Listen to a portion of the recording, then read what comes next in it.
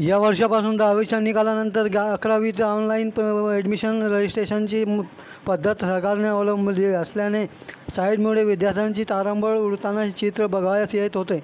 साईटमुळे सरकारने पहिल्या तारखेत वाढ केली, नंतर ही तीच प्रॉब्लेम उद्भवत असताना दिसून येत असल्याने आणखी तारीख पुढे ढकलली आहे. असे 2-3 वेळा तारीख पे तारीखमुळे विद्यार्थ्यांची भर उन्हात विद्यार्थ्यांना चक्रावर चक्र मारावी लागत आहे.